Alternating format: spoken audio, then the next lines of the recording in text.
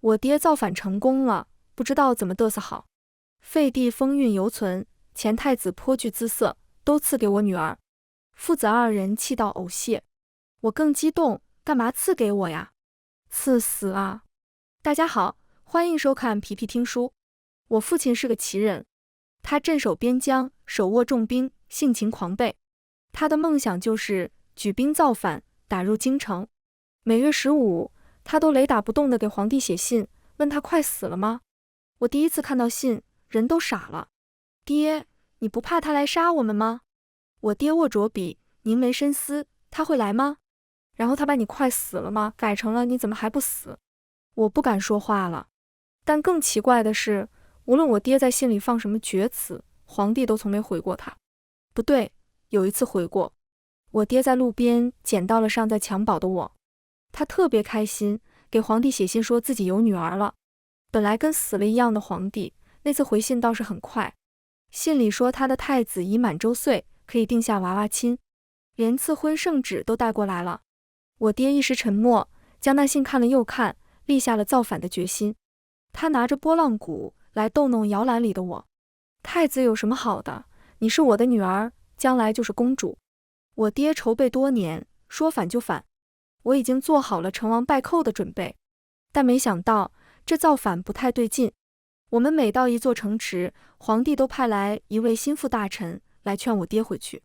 陛下说让将军回去，我爹不同意。大臣见他不肯回去，就让当地把城门给打开，放我们过去。有一说一，我确实没造过反啊，但不是都应该攻城门，放乱箭，然后大喊杀杀杀的吗？36座城池，36位臣子都没能把我爹劝回去。然后我们半年就到皇宫了，准确的说，半年的时间主要花在赶路上了。我爹骑在马上，望着皇宫城墙，感慨这一路也是兵不血刃啊。我的爹啊，太谦虚了，何止兵不血刃，是根本都没用过兵器好吗？皇宫也是静悄悄。我爹闯进御书房的时候，皇帝还在批奏折，看了他一眼，然后就没有然后了。我爹这暴脾气，上来就给他桌面清空了。还批什么？我都把你包围了。皇帝抬眸看他，神色冷冷。我爹也不废话，玉玺给我，你赶紧禅位。皇帝将朱笔搁在笔架上，慢慢站起身来，在博古架上翻找玉玺。当今陛下情绪稳定的不像话。皇帝写好了退位诏书，我爹举着玉玺，犹犹豫豫。皇帝等了半天，侧头看向他，满眼疑惑，然后用手指点了点，盖这里。我爹沉默但破防，他快气死了，把玉玺扔给了我。我默默盖好，收起退位诏书，然后兴奋地通知我爹，父皇，你当皇帝了。父皇也很兴奋，好女儿，那我们先做什么？毕竟我俩都没当过皇帝，不自觉就把目光投向了在场唯一当过皇帝的人。你应该先把你扔到地上的奏折捡起来。废帝长身玉立，唇角微弯，当然最后还是废帝自己蹲在地上捡起来的。父皇说自己都是反贼了，当然要竭尽所能的侮辱皇室。我不懂，这就是他在废帝捡东西的时候把脚踩人家背上的理由。他是会侮辱人的。他让我去抓后宫妃嫔，结果后宫没有妃嫔，这个主意落空。父皇就让我去把前太子抓来一起侮辱。但我去的时候，前太子正和太傅对坐论策。他身姿挺拔，面容清俊，席地而坐，侃侃而谈。我站在窗口，你是太子殿下吗？皇帝叫你跟我走一趟。我没说谎啊，我爹就是皇帝。那人看向我，眸光流转，让我稍后片刻。我等了半个时辰，才把人抓过来。父皇嫌我动作太慢，我委屈巴巴说他还没下课。我们是造反，你抓人还等他下课，你怎么不等他考上状元呢？姑不需要科举。前太子神色镇定自如，情绪管理和他爹如出一辙。我爹气得咬牙切齿。我爹想尽了侮辱人的办法，但无法让这对父子做出他想要的反应。最后他把主意打到我身上，灵光一现。废帝风韵犹存，前太子颇具姿色，都赐给我女儿。此话一出，3个人都沉默了。废帝手上握着奏折，往父皇身上砸过去。你有病，是吗？父皇用胳膊挡下，我是皇帝，你再扔一个试试。废帝倒也听话，一连丢过来7、8个折子，就是砸他。还是前太子时时务为俊杰，他上下打量着我，似乎在认真考虑。你娶亲了吗？见我怔住，他补充道：姑不做妾。你小子是有原则的，你好歹是太子殿下，你不觉得耻辱吗？前太子摸着下巴，沉思道：对我父亲是耻辱，对我不是，我也该成亲了。你该成亲了，关我什么事？他拂了拂袖，你爹把你许给我了，那他还把我许给你爹了呢。他眉头微蹙，看了眼废帝，又看向我，那他做妾，反正姑不做。父皇对于前太子逆来顺受的表现非常满意，对于不识抬举的废帝非常不满意。他说：现在我是皇帝，别说是我女儿，就是我喜欢你，你也得洗干净了送上来。废帝沉默半晌，除非朕死，否则绝无可能。父皇又暴跳如雷了：你跟谁震来震去的呢？我马上让人砍了你。父皇说还不过瘾，又用手去推搡对方。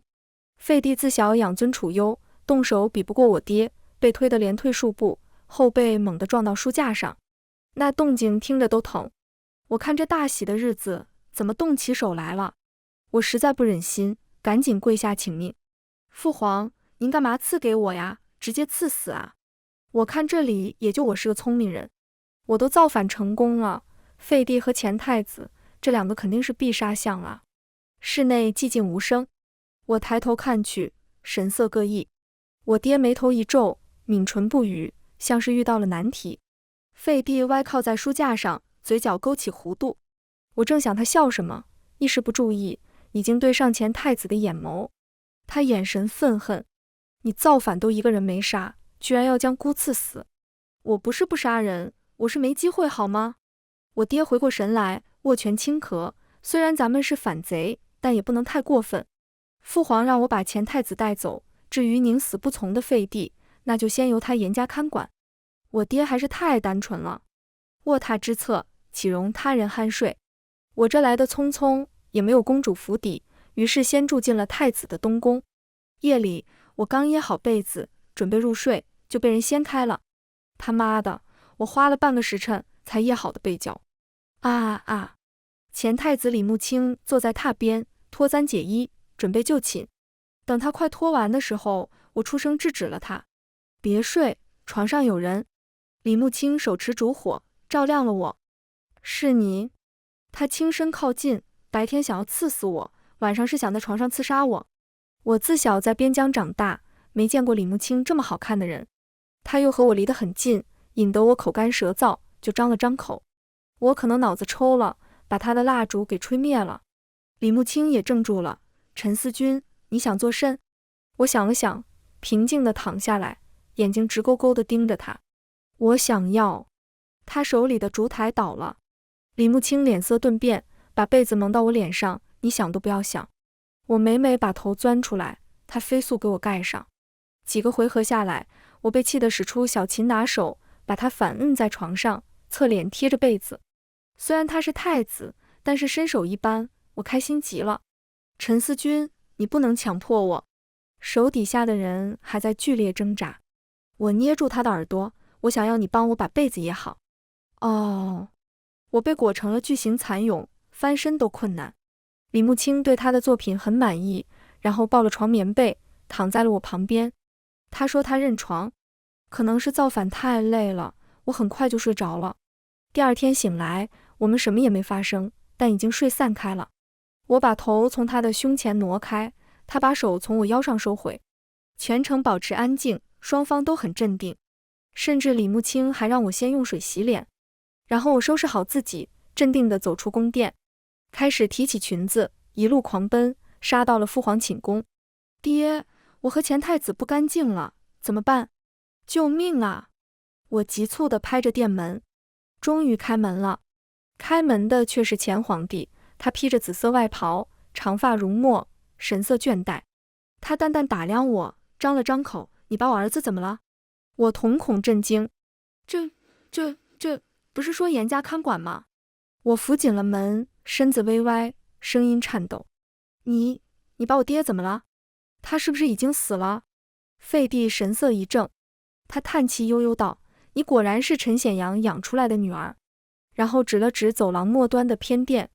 我爹正倚着门朝我挑眉，像是在说你爹我怎么会死呢？于宫中休整一夜，他今日换上常服，稍作收拾，倒是人模狗样。我想他曾酒后吹嘘，年轻时是风靡京城的少年将军，看来也有3分可信。我抿了抿唇，一跺脚道：爹，李慕清他搂我的腰。我可是陈将军独女，在边疆横行霸道，从来没有男人敢近我身的。我爹戳了戳废帝：你养的太子，什么玩意？然后又看向我，比划了个上勾拳的样子。那你打他？我低头叹气道：可他趁我睡着了才动手的。废帝眼眸微眯，戳了戳我爹的肩膀：你养的女儿不遑多让。我爹一时无语，最后咳了咳：那下次睡完把他赶出去。不对劲，他说的话我怎么听不懂呢？今天是我和我爹造反成功的第2天，我们在思考侮辱完废帝和前太子以后应该做啥去。思考了半盏茶，我爹恍然大悟，他盯着废帝，突然一拍桌子，指着对方的鼻子，一字一句道：朕是不是还没有登基？废帝揉了揉太阳穴，颇为无语地说道：你去上朝就是啦。我爹和我默契对视，没错，上朝去喽。去了才发现，上朝整整迟到2个时辰，满朝文武都在催吃饭了，甚至看到我和我爹大摇大摆地走进来。有的笨蛋还问：哎呦，陈将军回来了，陛下是不是不来了？赶紧咱们出去吃。我爹沉思片刻，我以为他要发火了，他却靠过来和我交头接耳：哎，还别说，我确实想出去吃酒楼了。我附耳过去，先上朝再说吃饭的事。我们就在众人好奇热情的眼神里登上了高处，然后我爹潇洒转身坐上龙椅，室内骤然死寂。我爹和众人面面相觑，他想把胳膊搭龙头扶手上，由于目不斜视，他胳膊肘搭空了，身形猛地晃动，稍稍有些许尴尬。我咳了咳，深吸口气，面带微笑，声音很大却略带颤抖：恭祝陈显阳将军登基，吾皇万岁万岁万万岁！我爹面带微笑，俯视群臣，皮笑肉不笑地和我说：这个时候可以不称职务。另外，你怎么把太监的活都给干了？我看了眼旁边被抢位置的太监，他本就干瘦像只鸟，此刻紧张到眼睛转来转去。我挤出平易近人的微笑，谢绝了他递过来的拂尘。全场依旧保持沉默，直到有个人的护板掉地上了。我借机发挥，拔出剑来，冷声道：怎么？诸位是有意见？妈的，我好帅，终于有乱臣贼子的感觉了。为首的李慕清率先出列，躬身道：恭祝将军登基。他穿着太子朝服，衬得身姿挺拔，气宇轩昂。众人左顾右盼，互相摊手，陆陆续续跪了下来。我爹双手搭在脑后，往后一仰：好了，大家吃饭去吧。当皇帝好像也没有那么难。问题来了，父皇是登基了，但怎么通知到黎民百姓呢？这一路走来也没有打打杀杀，出了这个工程，大家都不知道我们造反了。父皇说，要不然发传单贴告示。我摆摆手，太没有档次，不知道的以为我们是草台班子呢。他赞同，你说的也有一定道理。此时废帝和前太子和我们同在殿内，他俩跪坐在窗下进行父子对弈，一人执白，一人执黑，来回交锋。李慕清闻言看过来：父皇，这俩傻子玩大了怎么办？废帝自顾自下着棋：没事，让他们玩去吧。哎，我这脾气我还能听见呢，把我当傻子就算了，还把我当聋子。我连走几步，把棋盘给掀翻了。李慕清拍了拍手，镇定自若。他看向我，唇角微勾：无所谓，这棋我赢了。我爹也跟过来：李旭安，你是不是看不起我？李旭安是废帝的名字。废帝将掌心的棋子往棋盒里放，语气极为自然道：没有啊，我看好你，你就是当世之枭雄，天下之雄主。废帝说完，抬眸一笑。我爹正想寻衅滋事，但伸手不打笑脸人，他也只得熄火了。李慕清嘶了声：挑眉道：“我输了，服气。”他在地上拾起棋盘，然后抬头看我：“陈思君，我也没有看不起你，你就是倾城之美人，一世而独立。”他说我是美人还独立，肯定是今天殿前拔剑，我惊艳到他了。慢着，他好像是在撩拨我，差点上当了。我双指挑起他的下巴：“李慕清，你不会试图用美人计完成你的复国大业吧？”复国？李慕清一时怔住，脸色难堪。废帝胳膊撑着脑袋，修长的手指搭在脸侧，目光颇为同情。他朝太子轻摇了摇头，只会生搬硬套，可不行。李慕清闭了闭眼，颇为无奈道：“你都没改国号呢，我如何复国？原来还有国号。”我松开他，我悟到了，我可以找史官啊，让他把我和我爹写进历史里，这样不就完成改朝换代了吗？史官很快就来了，他看了看废帝和太子，又看了我和我爹，然后保持观望态度。你把史书写上，自今日起，李朝改为陈朝，开国皇帝陈显阳。史官张大了嘴啊！我爹想了想，在手心比划道：“我是那个显眼的显，张扬的扬。”我及时制止了他的丢人现眼。爹，我觉得他不是不识字。废帝和前太子都低着头，但我知道他俩在偷笑。我爹自觉丢脸，负手拂袖道：“那就是态度问题，拖下去砍了。”史官看向废帝父子啊，万万没想到，我的造反大业里，第一个祭天的居然是史官。李旭安这才缓缓开口打断：“陈显阳，你要开国，你自己开一本就是了，我的史书就记到这里了。”史官连忙接话：“对，陛下，我给你拿本新的，从今日起记。”李慕清扶着额头，笑着揶揄道：“新的这本给估计上，陈朝的驸马是李慕清。”我脸颊微烫，这厮又在撩我。史官拿出空白簿籍，写上了陈朝记事。我和我爹才松了口气，这就妥了。新皇上任3把火：第一把，上朝时间往后推迟2个时辰；第二把，封我为公主，李慕清为驸马；第3把，父皇在朝上敲打了内阁首辅。字面意思，我爹从龙椅上站起来，掐腰俯冲下来，抢过首辅的护板，敲了敲对方的头。是争论留守京郊5万军队而引起的矛盾。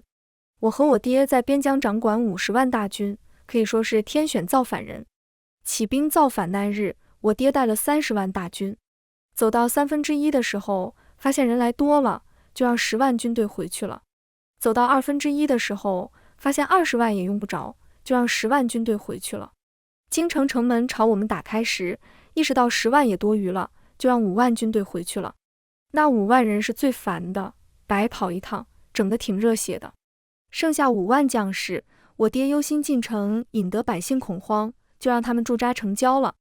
内阁首辅在朝上说道：“如今陛下已经登基，这5万军士何该回防边疆？”我爹不同意，将士们都走了的话，我和我爹在京城举目无亲，多没安全感。首辅依旧不依不饶，上到祖宗国法，下到朝野百姓，说了数十个理由，要求军队无条件撤退。大概意思就是，你是皇帝，你得听我的，让军队回边疆，最好是继续放羊。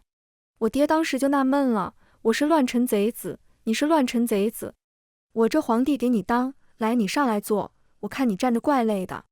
龙椅本就宽阔，他拍了拍空的位置，朝对方招手：“来，坐朕身边说。”首辅一时语滞，面色发红，半晌吐出一句：“庶子小儿，难登大雅之堂。”我爹15岁封将军，17岁驻守边疆，如今也才过而立之年，在年近花甲的首辅眼中，属实是庶子小儿，不服管教。我爹挑眉，走了下来，抽走他的护板，连敲7下。你以为我是李旭安，好脾气，让你们欺负？首辅大人为官30年，没遇见过这种情况，人都怔住了。等到7下打完，首辅摸了摸头，一下子伏地咆哮：“陈显阳，老子不干了，你等死吧！”我爹环顾四周，在角落里找到了那位奋笔疾书的史官，记得把这段也记上，朕的高光时刻。史官握着笔，神情呆滞。啊！我爹面露嫌弃，耸了耸肩，李旭安哪找的笨蛋？这也能当官？我也觉得这人真笨。我和我爹散了朝，我问他为何说李旭安被欺负，我爹就问我这几日你觉得当皇帝很爽吗？还没有我们在边疆自由自在。我爹说对啊，李旭安就很不爽，每天上朝听废话，下朝批奏折。而且我写信让他来边疆玩，他10年都没去过，内阁不让他和我见面，说我有军队很危险。他转过脸来，君，我危险吗？爹，你写信不是都问他死没死吗？我爹皱着眉头，目光惆怅，那是后来。他说他死之前会命我进京。我爹低下头，叹了叹气，边走边念着李旭安啊，李旭安。我停住脚步，难道皇帝驾崩之日，内阁就许我爹进京了？我是武将，我爹也是。武将若做到位高权重，都懂些不成文的规矩。皇帝临终之时，密诏要你回京，接旨便是赴死，不接如同谋反，反正没有好下场。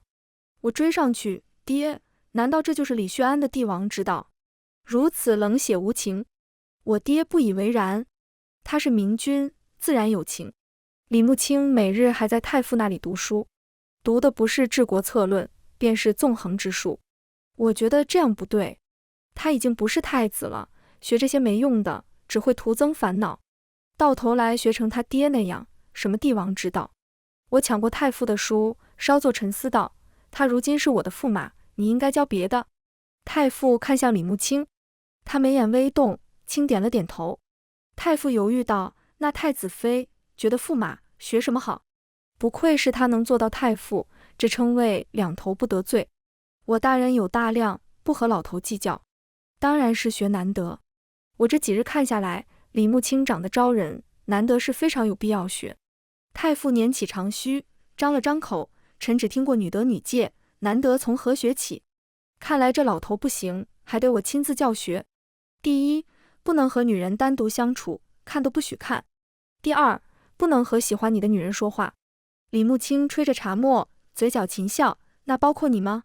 当然不包括啊，你就是围着我转，有好吃的先给我吃，好玩的先给我玩。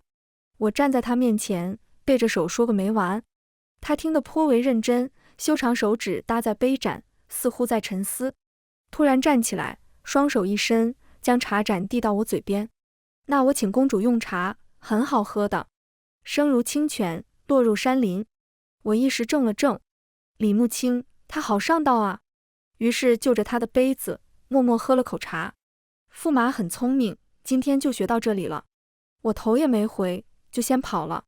李慕卿淡淡笑了，他单手将杯盏搁置，重新跪坐下来，并请太傅入座。老师，我们继续吧。我在门外紧靠着墙，心砰砰跳，脸还发烫。我大概是不能再刺死他了。李慕卿的表现温顺异常，我实在是侮辱不了他，而且难得他是真学到了。御花园内有美人拦住他，喊他太子表哥。李慕卿当场让人拿出帷帽，自己轻轻戴上，白纱把脸都遮住了。然后侍从上前，对不起，我家殿下不能和你说话。美人眼圈泛红，表哥打算娶陈将军的女儿。李慕卿点了点头，便走开了。我躲在湖边柳树上偷看，没想到这就完了。李慕卿走到树下，揭下帷帽，仰脸一笑，对我喊话：陈思君，下来。我脚尖一动，轻轻跃下。我又挽住他的胳膊，沿着树干飞起数步。他没反应过来，伸手挽紧了我，眼眸溢出光彩。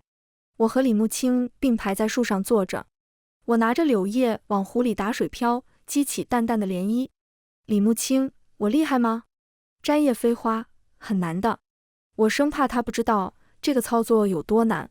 李慕卿折下数根柳条，指尖翻转飞舞，做了个漂亮的柳枝环。他要往我头上戴，我低下了头。陈思君，你好厉害啊！他非要用哄人的语调，耳垂发烫。我生硬地转移话题，你哪来的表妹？对了，你娘是谁啊？李旭安没有后宫嫔妃，一个也没有。我也不知道他哪来的太子。姑是过继的宗室子，生身父亲是梁王，母亲是王氏女，表妹自然是王家的姑娘。李慕清侧头看我，不过我们往来不多，你勿忧心。我才没有忧心。我站起来要走，李慕清扯住我的衣袖。阿君，再陪我做会。湖光潋滟，日色渐沉。李慕清抬头看我。我5岁便开蒙，7岁迁东宫，10岁入朝堂，已经很久没上树了。原来太子这么可怜。我陪着李慕清坐下，直到夕阳西沉。我靠在他肩上，昏昏欲睡。夕阳的余晖下，李慕清将下巴抵在我的头发上，动作说不出的轻柔。陈思君，我仰慕你。我没有睁眼，但我听见了。我也是。我的心思已经变了，再和李慕清睡同张床，似乎不合适了。夜里，他照旧来，解衣躺下，很快似有睡意。我戳了戳他，你不是认床吗？他侧过脸来，怎么了？我沉思片刻，还是对他说，我把床给换了，你没发现吗？李慕清疼地坐了起来，他左右打量床架、纹路、质地，确实换了，而他居然没发现。他的脸颊飞速染红，尤其是耳垂，红得快要滴出血了。姑没说谎，我之前是认床的。他以为我会怀疑他。李慕清披起外袍，从床榻跳下去，差点跌倒在地。他向来仪态端正，甚少如此仓皇，竟然落荒而逃了。我对他喊：慕清，你没穿鞋呢。慕清，我还是第一次喊他的名字。我后知后觉。陈思君，李慕清，我们好般配。我猛地把被子盖上了头。我爹在前朝为所欲为，一天气哭俩大臣。我在宫里闲得没事，便去京郊跑马射箭。那马场还算不错，依山而建，铺设草皮，由近及远，全是红心靶子。我骑马跑了3圈，将箭袋的箭射空了，无一落靶。有人驾马迎来，朗声喝彩道：好！双方都在马上，虽已减速，互相绕着，一时也停不下来。那人却搭弓射箭，往我身上射来。我握着弓，双手张开，往后一仰，几乎贴在马背上。那箭从我头上飞过，正中靶心。梁王世子李若婷，他从我身旁过，伸出手来。就算刚才不躲，也不会伤你分毫。好张扬的人。我自行坐直，驾马回城。那人慢慢跟在后面。陈姑娘性格洒脱，向往自由，宫里不适合你。他认识我。我猜你是李慕清的哥哥。是。我得了这话，才转头看向他。你今日在此撩拨我，是要抢他的东西？我生在边疆，不适合皇宫，难道适合梁王府？你极度亲弟，上不得台面。一母同胞，他做皇帝，我做王爷，我哪点比不上他？你觉得公平吗？李若婷勒紧缰绳，目视前方。我没再去看他。慕清是君，你是臣。你为臣尚且如此，为君之道就更参不透了。我勒紧缰绳，往前快步。李慕清正站在入口处等我，他用手轻抚我身上的灰尘。李若婷驾马而来，要他同自己比试。李慕清直接认输了。论骑射造诣，孤比不过世子。然后牵着我走了。我贴着他，慕清，你真不如他吗？骑射是君子6艺，以他的学习程度，我不认为会疏忽此道。李慕清说，长短之争，非君子为。况且我是太子，若是逞能斗气，如何为天下君？我抓着他胳膊，眼睛贼亮，可你不是太子了，是我的驸马，可以给他点颜色看看。李慕清脚步一滞，我以为他改主意了。他凝视着我，沉声道：不可以。父皇曾教导过，我们有万事不可做，才可以换来某件事的自由。我不知道那是什么事，但李慕清应该是知道的。他看我的眼神越来越深沉。我迎着他的目光，鼓起勇气道：但我知道你就是比他厉害，比他厉害的多得多。李慕清只是笑，他扶我上了马车。我爹已经把内阁劝退的差不多了。7天有10个人都扬言不干了。内阁开始摆烂，废帝的奏折越批越多。忘了说，我爹只管上朝，奏折他才懒得批。李旭安不眠不休干了3天，终于破口大骂了：陈显阳，你干的好事！我特么现在比自己当皇帝还要累。我爹和我在下五子棋，他并不回头，却能反手接住飞过来的奏折。他挑了挑眉，我拍掌，哇，爹爷好帅。李慕清撑着手，抬头看我，眼下乌青。他也被叫过来加班了。风水轮流转啊，也轮到这两人倒霉了。李旭安咬牙切齿，他走过来，把我扒拉开。我爹懒洋洋地看他，你想怎么样？李旭安冷着脸，将手指按在棋盘之上，3下5除2，赢了我爹的五子棋。我爹以这种杀人诛心的速度，赢到第7回的时候，我拦住破防的爹，把他给拖出去了。等到我安慰好我爹，再回来的时候，却发现御书房有了别人。听那声音，好熟悉，是内阁首辅，那个被护板狂敲的老头。当日陛下说，一路畅通，放他进京，配合他做戏，便能哄他上交兵权。如今陈将军不肯撤军，依微臣见，不如令禁军绞杀，日后再做图谋。李旭安声音冷静，那京郊5万大军呢？若是要反，如何应对？首辅沉声道，陈将军之女在军中颇有威名，听闻太子已经和他情投意合，想必只要迎娶陈思君，稍作安抚，京郊5万大军可收入囊中。李慕清没说话，原来他们故意放我们来，是为了杀我爹。李慕清还要我的兵权。我眨了眨眼，胸腔逐渐被酸涩感填满。我看了看爹，眼睛漫出眼泪。爹，我喜欢他，他骗我。我爹眉头紧皱，摸了摸我的头。君，他是帝王，你可做好喜欢帝王的准备了吗？我喜欢李慕清，喜欢他的言行举止，喜欢他的仪态大方，喜欢他镇定自如。我也喜欢那日他一本正经地说，姑不做妾。他骗到我了。我的眼泪簌簌掉落。我爹用衣袖给我擦眼泪。里面李旭安说话了，禁军在太子手中，太子觉得呢？我睁大眼睛听李慕清怎么说。父皇，儿臣会办好的。我哇地哭出声来，惊动了门内门外的人。废帝、前太子、首辅同时看了过来，场面尴尬。李慕清率先反应过来，他跑过来，阿君，你听到了？我泪眼朦胧，指着他，李慕清，你骗我，你欺负我没有你聪明，你把我当傻子。李慕清没有立刻反驳，而是握住我的手腕，将我带到一旁。内阁首辅走到我爹面前，陈显阳，你只带了女儿入宫，生死皆在他人手中，如今也该就死，将军权收归中央。我爹拔出剑来，剑指首辅。为什么10几年前你们为了军权杀我全家，10几年后你们还是要依依不饶？我惊得止了哭声，我从没听过我爹说他的家人。首辅毫不畏死，他走近几步，那剑刃所过，一出血珠。军队、民心可都是属于天子的，若不是当年陛下不顾满朝施压，强行放将军到边疆，你陈显阳如何能活到今天？我爹高声反驳，可我陈家从没有要反。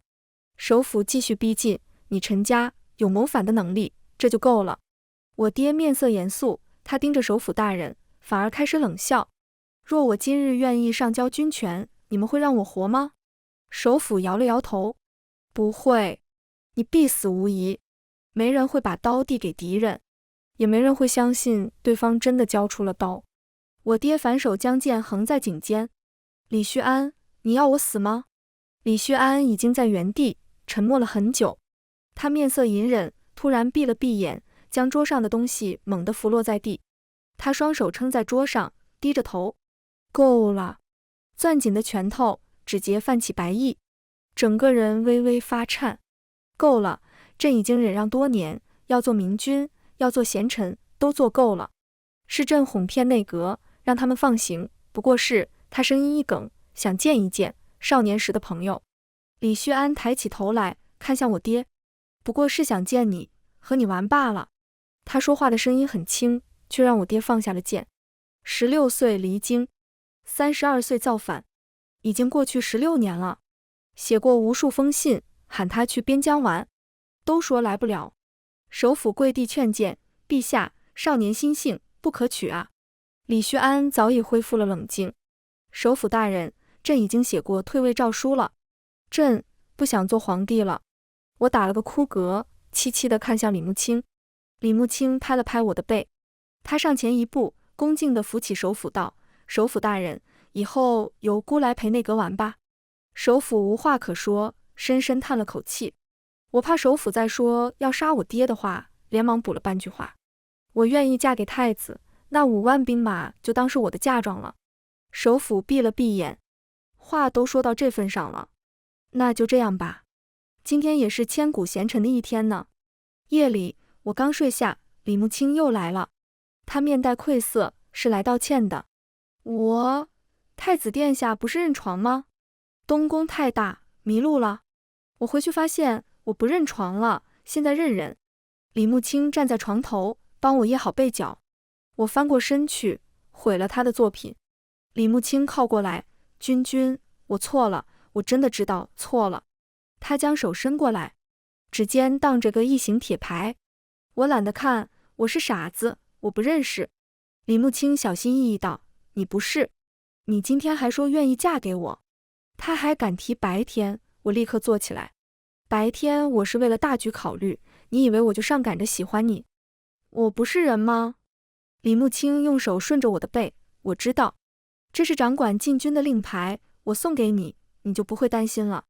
我虽然还在气头上，但还是把礼物收下了。黑甲禁军的令牌啊！如果不是李慕清在这里，我非得抱着亲一个。我保持着面无表情，暗地里用手摸材质纹路。是真的不是假货哈。李慕清拽了拽我的衣袖。那我可以睡这里吗？我什么也不会做。我往床榻里侧挪了挪。李慕清开心得像条狗。第二天，我拿着令牌去我爹面前显摆。看，这是什么？黑甲卫的令牌，我一声令下，就可以把内阁全端了。我爹眼睛都发光了，瞬间他觉得自己的玉玺不香了。因为我们都是武将，更加喜欢黑甲卫。废帝和前太子又在那处下棋。李旭安听到我们的话，他眉头一皱，那可是皇宫最后一道防线。你为了上床就给他了？李慕清微微挑眉，手执棋子，轻轻落下。父皇，你话说的太难听，你可是连传国玉玺都给人了。李旭安默默道：“那东西本来就没什么用。”李慕清没反驳他。父皇说的极是。太后回来了。我和我爹四目相对。爹，你说太后会不会不喜欢我？我爹沉思片刻。反正她不喜欢我。我更担心了。太后是不是不喜欢舞刀弄枪的人？我和李慕清说，她哑然失笑，说我和我爹情况完全不一样。果然，太后见到了我们。她挺喜欢我的，握着我的手，忍不住感慨，好漂亮的小姑娘。她见到我爹，面无表情，哦，是陈将军。我爹无语。太后也很奇葩，她只关心现在到底谁是皇帝。李旭安问：“母后何出此言？”太后笑了笑：“你不肯纳妃嫔，现在换皇帝了，本宫肯定要开始催生啊。皇帝是谁无所谓，开枝散叶是关键。我们4个人异口同声啊！这是谁给您派任务了？哀家看看，你们谁愿意担此重任呢？”太后的目光肆意打量，像是在挑宠物。我爹赶紧从怀里取出玉玺，然后看了一圈，扔到了我怀里。我也烫手啊！我急得把玉玺丢给了李慕清。脱手的那刻，我意识到，糟糕，给错人了。李慕清握着玉玺，我眼巴巴地看他。难得啊，难得。李慕清点了点头，我才放下心来。那朕就却之不恭了。你小子改口够快的。合理怀疑已经私下排练好久了，我差点把牙都咬碎了。李慕清，你……他挑眉看我，爱妃，怎么了？我在太后面前不太好发作。李慕清将我揽过去，拉着我和太后跪下。祖母，儿臣和君君会努力的。至于后宫，儿臣睡觉认人，实难从命。太后扶着宫人的手入座。行吧，行吧，你比你爹强就行。我也是够够的了。事情就这样搞定了。太后让我们该登基的登基，该成亲的成亲。还有一个，从哪来的，滚回哪去。他懒得管我们了。李慕卿登基了，我顶着太子妃的名头，直接成了皇后，特别威风。李慕卿骑着马，把我从京郊大营里接出来。我在教场的旗杆顶端绑了绣球，远远看上去就是个小红点。李慕卿坐在马上，搭弓射箭，一箭就射中了，引来众位军士欢呼喝彩。我踩着他的马镫，上了他的马。李慕卿，我就知道你骑射是最厉害的。李慕卿从身后拥紧我。君君，我曾与你说过的唯一自由的事，你知道是什么吗？是爱我，是爱你。风从耳边呼啸而过，长安街最繁忙的路，今日被人提前清空了。他鲜衣怒马，从未如此肆意。这就是用万万个不能换来的唯一可以。我当了皇后，日后也会有万万个不能，但我也有我的唯一可以。李慕卿，我也仰慕你。他的笑声回荡在我耳边。你那日果然听见了，我爹要回边疆了，他要把李旭安给带回去。李旭安问他，那江山如何？我爹回看他，就撂在这。二人一时无话，直到我爹再开口了。你要我替你镇守边疆，我守了16年，你不想验收下成果吗？李旭安叹气，当年形势危急，我不如此说，你不肯走。我爹点了点头，我知道，所以我去了。可是当年你说会去边疆找我。李旭安沉默良久，那请你等等我。成年人说话，点到为止。李旭安转身离去。我爹握着缰绳，深深叹息。他决定自己走了。君君，你俩好好过。他对你不好，就给我传信，边疆50万大军都是你的后盾。李慕卿身形一滞，他低声保证道：朕会继续修难得的。难得啊，保你此生荣华富贵。我爹调转马头，回望宫城，唇角微弯。这应该是最后一次见到京城了。驾！因为过于伤心，所以他骑马跑得飞快，以至于李旭安搬完东西，他已经走了3里地了。李旭安沉默了。不是，我不用带行李的吗？我和李慕卿目光错愕，怔怔地回过头来，眼泪还没擦干。李旭安让装满行李的马车在后面慢慢走，自己骑马先去追人了。我和李慕卿笑着往回走，挽紧了彼此的手。余生是你。全文完。皮皮听书，感谢您的观看，每天上新精彩小说，喜欢就订阅吧。